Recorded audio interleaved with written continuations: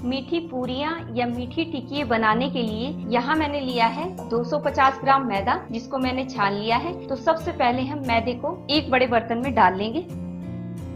यहाँ मैंने 200 ग्राम चीनी को पीस लिया है। तो 250 ग्राम मैदे में हम पिसी हुई 200 ग्राम चीनी डालेंगे। और 50 ग्राम ली है मैंने बारीक वाली सूजी, इसको भी मैंने छान लिया है, ये भी हम इसी में डाल देंगे। और एक बाउल लिया है मैंने गोला, जिसको मैंने कद्दूकस कर लिया है, ये भी हम इसी में डाल देंगे। और 15 ली है मैंने बड़ी इलायची, जिसका मैंने छिलका निकालकर पाउडर बना लिया है। काली इलायची का पाउडर भी इसी में डाल देंगे। और 10 ली है मैंने छोटी इलायची, जिसको मैंने पीस लिया है, ये भी इसी में डाल देंगे। इसको पहले हम सूखा मिक्स कर लेंगे अच्छी तरह, ताकि शुगर और गोला इलायची इसमें अच्छे से मिक्स हो जाए। और इसको अच्छे से मिक्स करने के बाद हम बीच में थोड़ा सा गैप कर लेंगे। और यहाँ मैंने लिया है 60 ml देसी घी, आप इसकी जगह रिफाइंड ऑयल भी डाल सकते हैं। ये हम मोयन के लिए डाल रहे हैं, तो ये भी हम इसी में डाल देंगे। और अब हम इसको अच्छे से मिक्स कर लेंगे। हमें इसको ऐसे मसल कर मिक्स करना है, ताकि घी मैदे में अच्छे से मिक्स हो जाए। तो 1 से 2 मिनट तक हम इसको ऐसे ही मसल कर मिक्स करेंगे। तो देखिए यहाँ ये इस फॉर्म में आना चाहिए।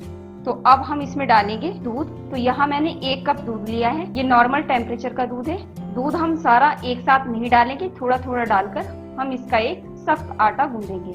पहले इसको हम अच्छे से मिक्स कर लेंगे, क्योंकि हमने मैदे में गोला भी डाला है और घी भी डाला है, तो इसमें मॉइस्चर होता है। तो दूध हम थोड़ा थोड़ा करके इसमें ऐड करेंगे। अच्छे से मिक्स करने के बाद अब थोड़ा सा दूध और डाल लेंगे इसमें, और इसको हम अच्छे से गूंद लेंगे।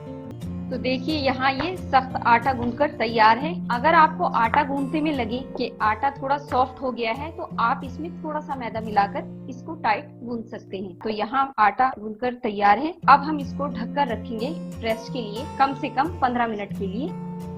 इतना मैदा गूंदने में हमने 1 कप दूध लिया था, जिसमें से आधा कप दूध यूज किया है हमने आटा गूंदने में। 15 मिनट हो चुके हैं और मैदा यहाँ पर सेट हो चुका है। अब हम इसको एक बार 1 से 2 मिनट के लिए थोड़ा सा मसल लेंगे, ताकि थोड़ा सा सॉफ्ट हो जाए। और थोड़ा सा मसलने के बाद अब हम इसमें से लोइयां बनाएंगे। तो यहाँ हम एक इसकी बड़ी सी लोई बनाएंगे, और उसके बाद हम हाथों से इसको ऐसे फैलाएंगे। तो यहाँ मैं थोड़ा सा मैदा चॉपिंग बोर्ड पे हल्का सा लगा लूंगी, ताकि मैदा इस पे चिपके नहीं। अब हम इसको बेलेंगे, और इसको हमें ज्यादा पतला नहीं बेलना है, इसको हमें आधा इंच मोटाई में बेलना है, तभी टिकिया या पूरियां सही बनेगी। तो यहाँ हम इसको बेल लेते हैं। और जब मैदा फैल जाए तो आप इसको उठाकर ना बेलें, क्योंकि ये टूट सकती है। और इसको सभी तरफ से बराबर बेल लें। ये बीच में से मोटी, किनारों पे से बारीक नहीं होनी चाहिए। ये हमें चारों तरफ से और बीच में से बराबर मोटी चाहिए। और अब मैं इसको कट करूंगी ग्लास से। तो यहाँ हम इसको काट लेते हैं।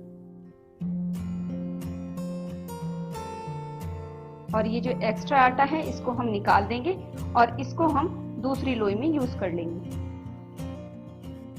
और यहाँ इतनी मोटी हमने इसको रखा है, इतनी मोटाई में हमें सारी पूरियां बेलनी है। तो यहाँ मैंने सभी पूरियों को बेलकर एक प्लेट में निकाल लिया है। अब हम इनको फ्राई करेंगे। तो यहाँ मैंने रिफाइंड ऑयल पहले ही गर्म होने के लिए रखा हुआ है। आप इसकी जगह घी में भी पूरियां फ्राई कर सकते हैं। तो यहाँ पहले हम इसका टेम्परेचर चेक कर लेते हैं। तो यहाँ थोड़ा सा मैदा डालेंगे।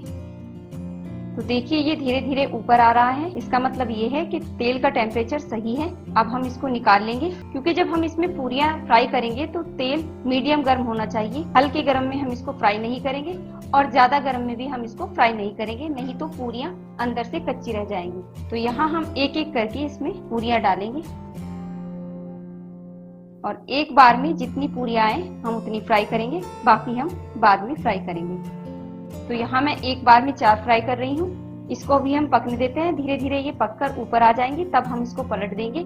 और इनको हमें फ्राई करना है दोनों तरफ से हल्का गोल्डन ब्राउन। आप चाहें तो इनको डार्क ब्राउन भी फ्राई कर सकते हैं। इनको हल्का सा छलने की सहायता से घुमा देंगे, क्योंकि ये चीनी की वजह से काफी सॉफ्ट होती हैं। तो इनको हम बहुत हल्के हाथों से पलटेंगे, नहीं तो ये टूट सकती हैं। तो यहाँ ये हल्की सी फ्राई हो चुकी है। अब इनको हम साइड से करते हुए पलटेंगे।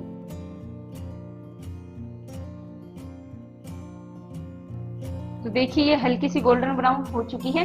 अब हम इनको साइड से करते हुए निकाल लेंगे।